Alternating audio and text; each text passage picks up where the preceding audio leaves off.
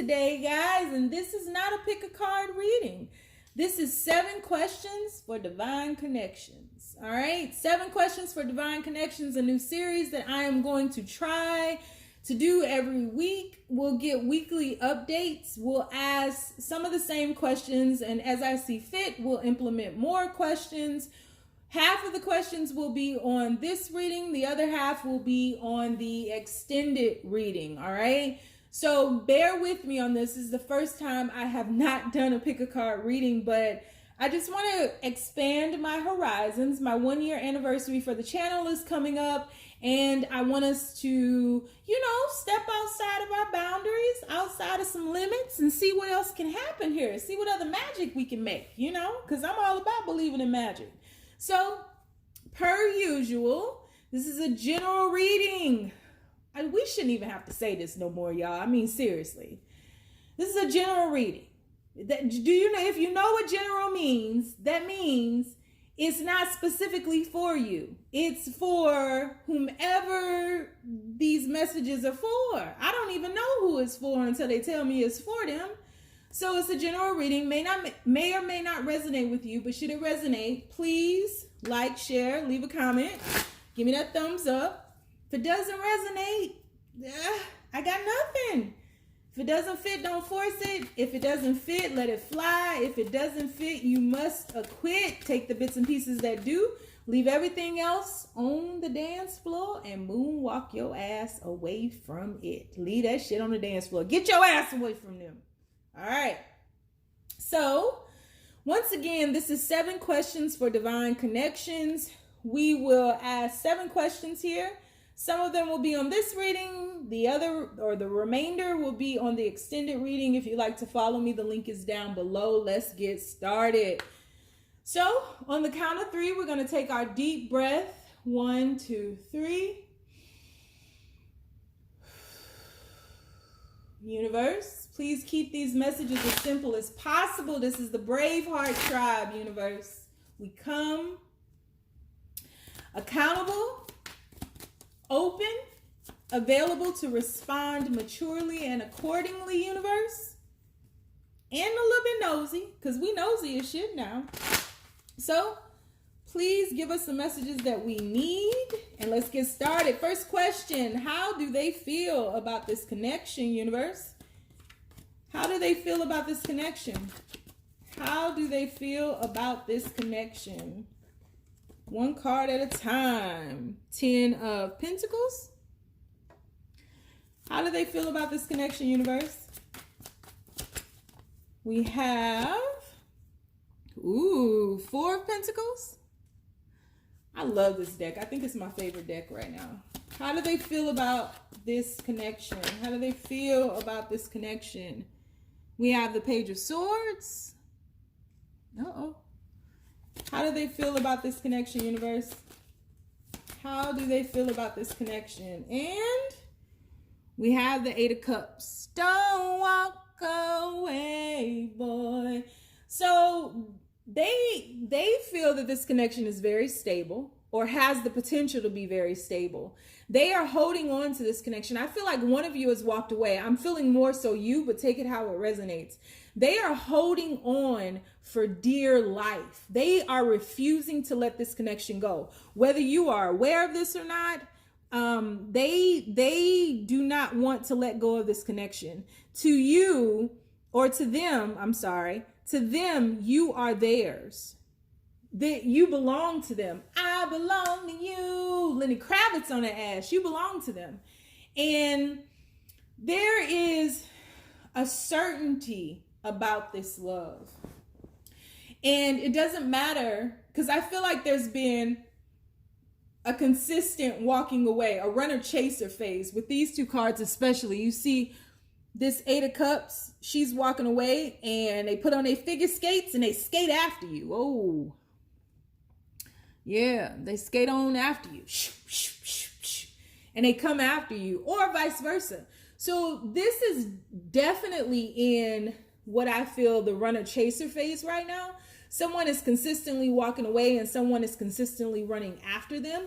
But again, and it could be that both of you all are holding on to this this relationship because of the potential that it has. With that 10 of Pentacles there's potential for greatness. I mean, stability, wealth, health, the picket fence, the list goes on and on. But when it comes to emotions, I feel like there is some instability in the emotional phase. One of you may not be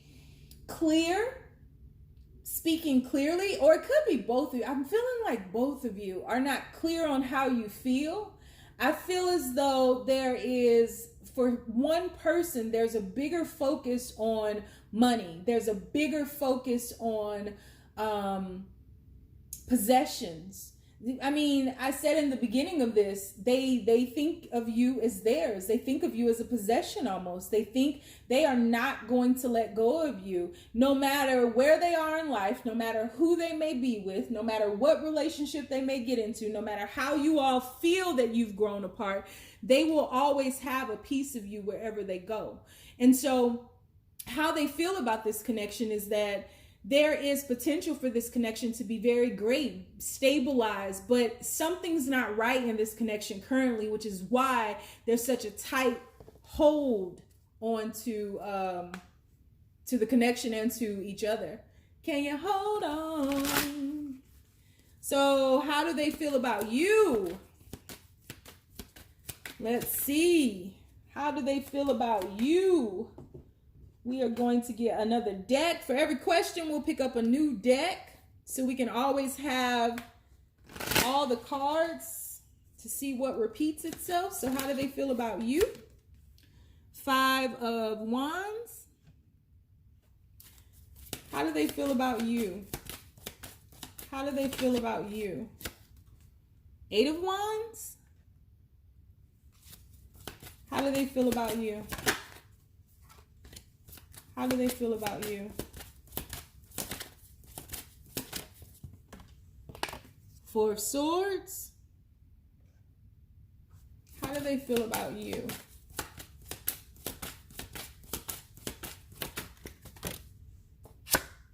And 2 of Pentacles.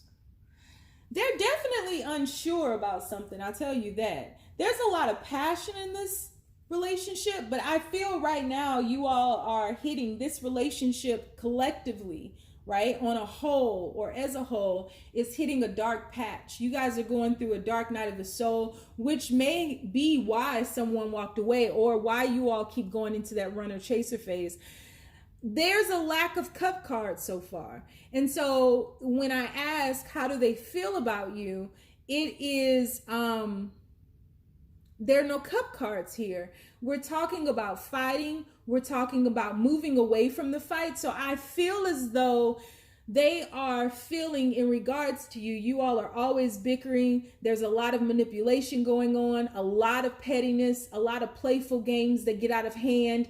And right now they feel that it's best for you all to be apart from each other. And they're quite honestly unsure of how they feel. They are meditating and really in a phase of stillness to decipher how they feel because they're unclear of how they feel. Think about this card as in this picture here or in this window here, there is a couple. To me, it looks like somebody is proposing to someone.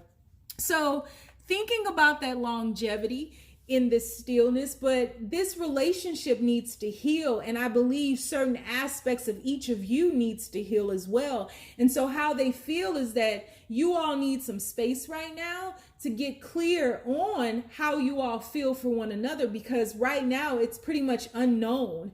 You all really may have had a difficult time, a fight, but it's not just you all fighting. There are more people in this situation, more people who are attached to this. So you know my advice, if you're talking to anyone about this divine connection, if you are pulling other people into it, if you're trying to get someone on your side to make you feel better, to satiate your heartache, to beat up on this person or to amplify your pettiness, stop. And if they're doing it, they need to stop, because you all have a lot of family, friends, pulled into this who know a lot of your business. And what this is telling me is that there needs to be a shift from all this monotony and this chaos into stillness. And stillness is just aloneness, right?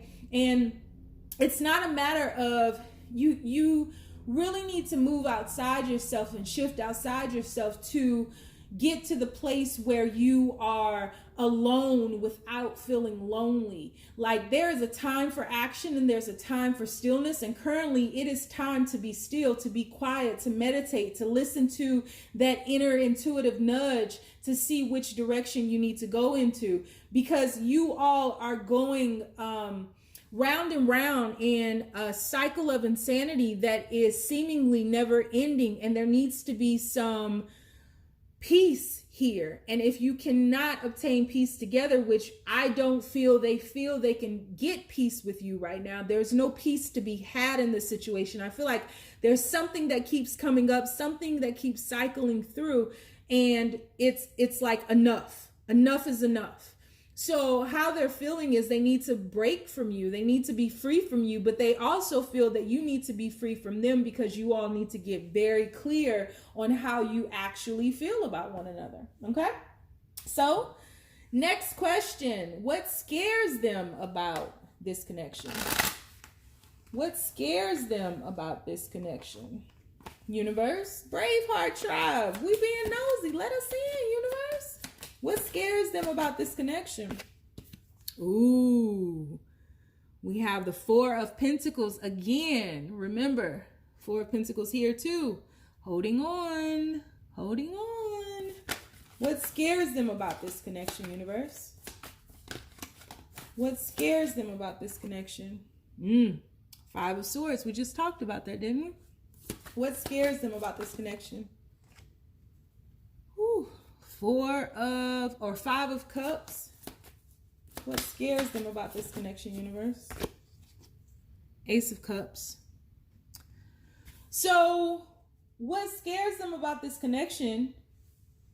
This Four of Pentacles I'm reading totally different from the other Four of Pentacles. It's pretty cool that you guys can actually see how I read things differently depending on the cards that I'm reading and the situation. But what scares them about this connection is the fact that I feel you both are holding on to something, like I was just talking about, that cycle of insanity that keeps causing the chaos and the confusion, the manipulation, the pettiness, the circle of insanity, madness, really.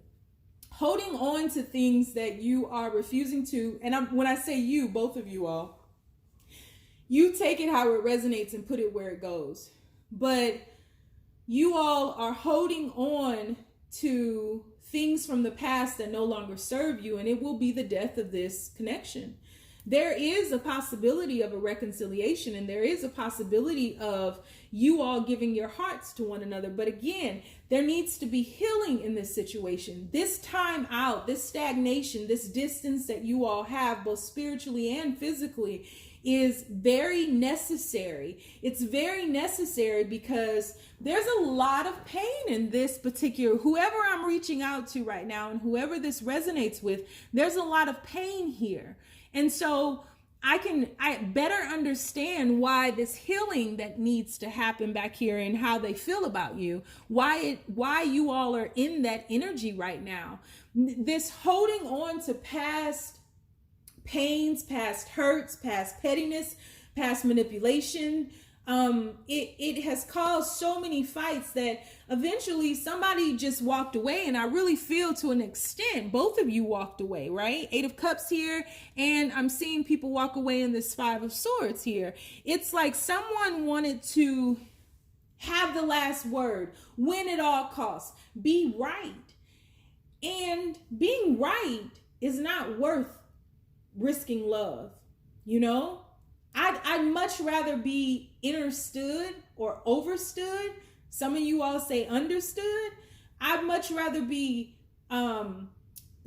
acknowledged. I'd much rather my points of view be heard than me being right. Being right is not always where it's at, because I feel as though to an extent, you both have let each other down. You see this person drowning back here. You both have hurt one another. There are 3 cups that have fallen down, and you all keep kicking them over. And so it's like when you do something else in the situation, you all automatically go back to what was done in the past, and how you let me drown in the past, and how you weren't there for me in the past, and how you didn't. So when we keep bringing up these things that we are refusing to release, when we keep bringing up these things that these patterns that we are refusing to let go of, when we keep bringing up this cycle of insanity and we refuse to let it go, and I really feel deep down within, when this gets started, when you all start witnessing this cycle of madness, there's this movement inside of you that's just like, just stop. But before you can stop yourself or get in control of your emotions and merge your head and your heart, the shit comes out, and it's just like, what the fuck? And it just blows up. And you're not being heard. Neither of you is listening to the other. Neither of you is truly being accountable for your true actions, because you're holding on to stuff. You're holding on. Both of you all are holding on and not able to release.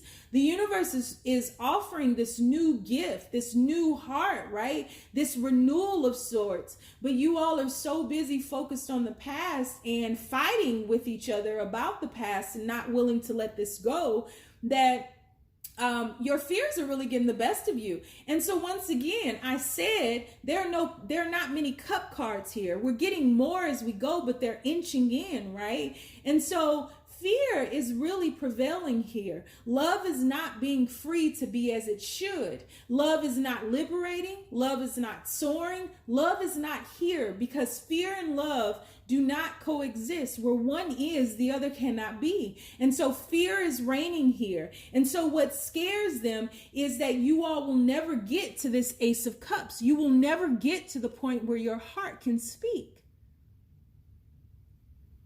And that's the fear.